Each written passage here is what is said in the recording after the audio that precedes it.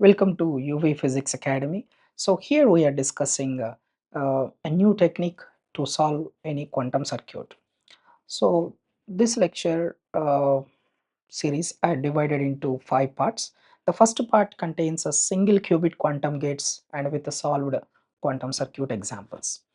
And second part contains a 2 qubit quantum gates and with some quantum circuits. Third one is about equivalent quantum circuits to check whether these quantum circuits equal or not. And fourth one is about some patterns will be repeated in the quantum circuits. So that special patterns I have discussed there in the fourth part. And the fifth part is about 3 qubit quantum gates and some solved examples. So I will solve all these quantum circuits by using this new approach or new method. So I hope you understand this. If you are facing any trouble, please let me know. Okay, thank you.